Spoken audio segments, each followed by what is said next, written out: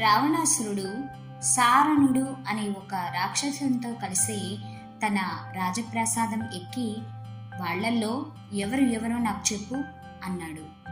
అప్పుడు సారణుడు, రావణ, అక్కడ చూడు, అక్కడున్నాడే ఆయన ధూమ్రుడు.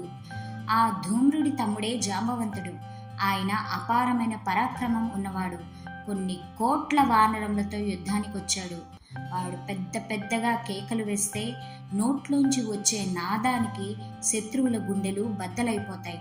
వాళ్ళకి వేరే ఆయుధములు అక్కర్లేదు. వాళ్ళకి గోళ్ళు కోరలు ఆయుధములు. ఒక్కొక్కరిది 10 ఏనుగుల బలం, కొంతమందిది 100 ఏనుగులు, కొంతమందిది 1000 ఏనుగులు, 1,00,000 ఏనుగుల బలం. కొంతమందిది ఎంత బలమో చెప్పడం కుదరదు. ఇందులో ఇంకా ఆశ్చర్యమైన వాడు ఇంకొకడున్నాడు. ఆయన అడుగు తీసి అడుగు వేస్తే యోజనం దూరం పడుతుంది అడుగు. ఆయనంత విశాలమైన శరీరం ఉన్నవాడు ఈ భూమిలో లేడు. అదుగు ఎదురుగా కనపడుతున్నది ఆయనే. ఆయన పేరు పనసుడు. ఆయన పక్కన కనపడుతున్నవాడు సుగ్రీవుడు. 36 కోట్ల వానరముల సర్వకాలం నందు ఆయన చుట్టూ ఉంటాయి.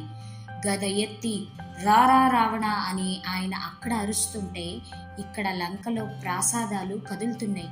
ఇన్ని కోట్ల వానరాలకు ఆయన అధినాథుడు. ఆయన ఆజ్ఞకి తిరుగులేదు. ఆయన కిష్కిందని రాజధానిగా చేసుకుని పరిపాలిస్తాడు. ఈయన కన్నా బలవంతుడు ఆయన అన్న వాలి. రాముడు ఒక్క బాణంతో కొట్టి చంపేశాడు. వాలి మెడలో ఉండే మహేంద్రమాల ఇప్పుడు సుగ్రీవుడి మెడలో ఉంది. అదుగో అటు చూడు, ఆయన కేసరి, హనుమ యొక్క తండ్రి. ఆయన మేరు పర్వత శిఖరాల మీద ఉంటారు. కొన్ని లక్షల సైన్యంతో యుద్ధానికి వచ్చాడు. ఆయనది సామాన్యమైన శక్తి కాదు. ఆ పక్కన ఉన్నది గంధమాధనుడి శక్తి. అంతా ఇంత అని చెప్పడానికి కుదరదు. అక్కడున్న వానరాల్లో కొంతమంది బంగారు రంగులో మెరుస్తూ ఉంటారు, కొంతమంది కాటుక కొండల్లా ఉంటారు, కొంతమంది భయంకరమైన దంతాలతో ఉంటారు, కొంతమంది తోకలు పొడుగ్గా ఉంటాయి, కొంతమంది ఎర్రగా పచ్చగా ఉంటారు. అక్కడున్న గుహల నిండా, పర్వతాల నిండా వాళ్లే, సముద్రం మీద వాళ్లే, ఆ వారధి మీద వాళ్లే, లంకా పట్టణం చుట్టూ వానరాలే. ఈ వానరాలే కాకుండా ఇంకా వానరాలు వస్తూనే ఉన్నాయి. వారధి దాటుతూ లంకా పట్టణం చుట్టూ ఉన్న వనాలలో ఉన్న ప్రతి చెట్టు మీద భల్లూకాలున్నాయి. ఈ భల్లూకాలన్నిటికీ జాంబవంతుడు నాయకుడు. ఇంకా గవయుడు, గయుడు, గవాక్షుడు, 1,000 ఏనుగుల బలం ఉన్నవారు. నీ మీదకి ఇవాళ ఎంత సైన్యం యుద్ధానికి వచ్చిందో చెబుతాను విను.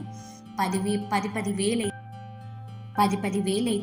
1,00,000, 10 లక్షలైతే 10 లక్షలు, 10 లక్షలైతే 1,00,00,000, 1,00,00,000 కోట్లయితే ఒక శంకువు, 1000 శంకువులు ఒక మహాశంకువు, 1000 మహాశంకువులు ఒక వృందము, 1000 వృందములు ఒక మహావృందము, 1000 మహావృందములు ఒక పద్మము, 1000 పద్మములు ఒక మహాపద్మము, 1000 మహాపద్మములు ఒక ఖర్వము, 1000 ఖర్వములు ఒక మహాఖర్వము, 1000 మహాఖర్వములు ఒక సముద్రము, 1000 సముద్రములు ఒక ఓధము, 1000 ఓధములు ఒక మహాఓధము. ఇటువంటి మహాఓధములు ఎన్నున్నాయో చెప్పడం కుదరదు. అదుగో అక్కడ మధ్యలో నిలబడినవాడు హనుమ. ఆయన బంగారం శరీరంతో మెరిసిపోతుంటాడు. ఆయనకి బ్రహ్మగారి వరం ఉంది. ఏ అస్త్ర శస్త్రములకి ఆయన కట్టుబడడు. ఆయన పక్కన నీలమైన శరీరంతో, పద్మాల వంటి కన్నులతో, ఎడమ చేతితో కోదండం పట్టుకుని సాముద్రిక శాస్త్రంలో ఎలా ఉండాలని చెప్పబడిందో అలా పోత పోసిన సౌందర్యంతో ఉన్నాడే, ఆయనే శ్రీరామచంద్రుడు. ఆయన పరమ ధర్మాత్ముడు, పితృవాక్య పరిపాలకుడు. ఆ రాముడి బహిప్రాణం లక్ష్మణుడు. కంటిని కనురెప్ప కాపాడినట్లు ఆయన నిరంతరం శ్రీరామచంద్రుని కాపాడుతూ ఉంటాడు.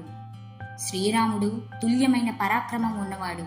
రాముడికి ఎన్ని అస్త్రశస్త్రములు తెలుసో లక్ష్మణుడికి కూడా అన్ని అస్త్రశస్త్రములు తెలుసు అని పొంగిపోతూ ఆ రామసైన్యం గురించి రావణుడికి చెబుతున్నాడు.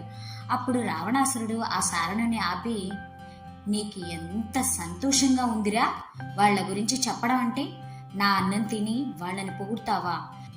ఇంకొకరైతే ఇప్పుడే ప్రాణాలు తెగించేవాడిని.